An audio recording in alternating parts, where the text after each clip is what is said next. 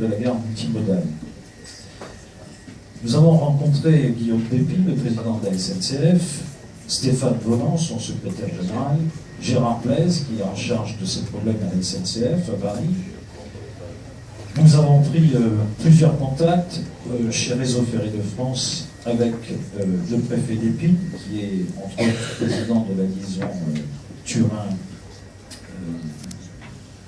entre Turin et le nord du département de l'Isère. Et nous les avons sensibilisés à cette problématique de Saint-Laurent-du-Var et notamment à cette plateforme multimodale. Ce que nous leur avons dit, et ce que j'ai dit d'ailleurs également à Christian Estrosi, c'est que nous voulons un traitement commun entre Nice et Saint-Laurent-du-Var. Des restaurants, des épiceries, regardez un petit peu aujourd'hui, je sais qu'il y a des riverains de la gare ici, ils me disent souvent en ma permanence, qu'est-ce qui se passe? Regardez, ça est sinistrose ce quartier. Et pourtant.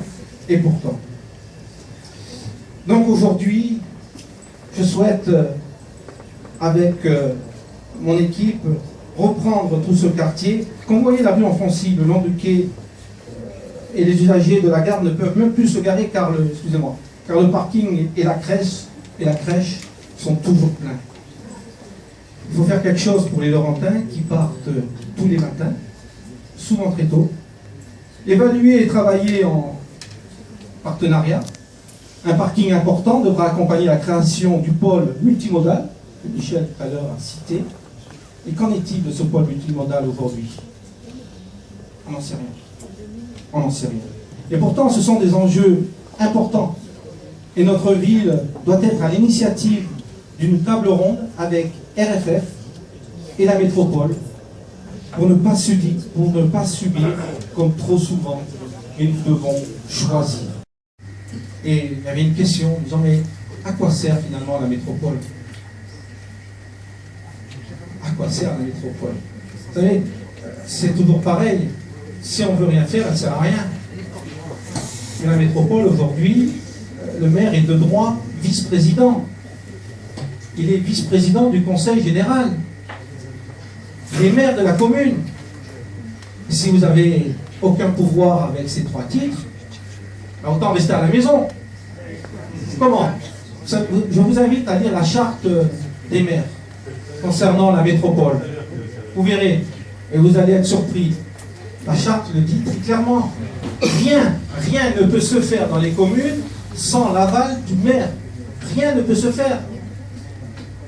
Alors lorsqu'on nous dit aujourd'hui, en termes d'urbanisme, ah c'est pas moi, c'est la métropole, mais c'est faux, on vous ment. La métropole est là pour nous aider. Vous savez, la métropole, ça aussi nous permet de mutualiser non seulement les moyens financiers, mais les moyens humains. Lorsque vous savez que nous, on a aussi transféré des compétences humaines à la métropole, et qu'on a une charge aussi lourde de fonctionnement à Saint-Laurent, on se demande à quoi ça sert d'avoir transféré toutes ces personnes.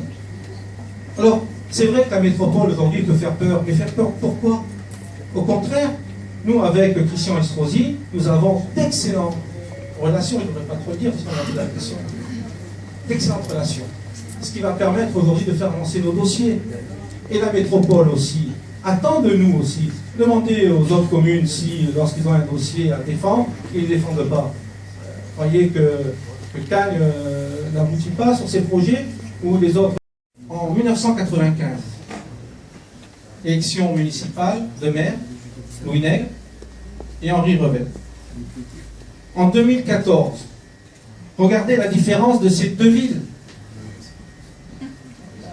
Regardez, en termes de festivités, d'animation, d'équipement d'investissement, de qualité de vie. Certains diront, oui, mais il y a un coût. Sachez que la dette par habitant est 3 fois moins importante à Cagnes que chez nous. Il est donc possible de faire des choses et il faut juste avoir la volonté de le faire. Rien ne résiste à la volonté.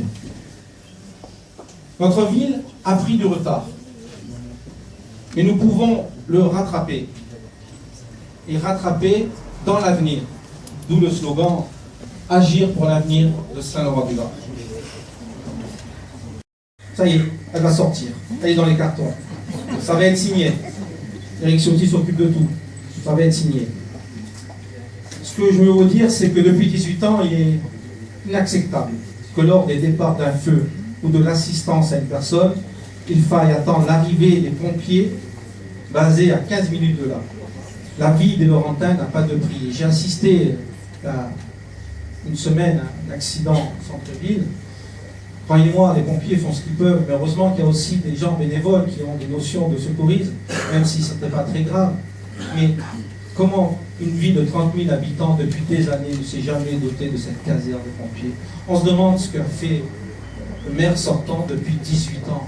C'était une priorité lorsque vous savez que la situation démographique va augmenter, lorsque vous savez que vous allez avoir de plus en plus de personnes avec des enfants, des seniors qui ont besoin de cette assistance. Comment ne pas l'avoir pensé bien avant? Et ça, je vais vous dire, lorsqu'on est responsable, c'est inadmissible. 14 ans. Je ne veux plus qu'on investisse des centaines de milliers d'euros, comme pour l'avenue Saint-Exupéry, et si c'est pour décider, quelques mois après, que cette rue, cette avenue doit être détruite pour tout recommencer. Je ne veux plus qu'on dépense 400 000 euros pour un gymnase qui ne verra jamais le jour. Et je ne veux plus qu'on fasse des études. Des études. Pour quoi faire? Pour rien, à part gaspiller de l'argent des Laurentins.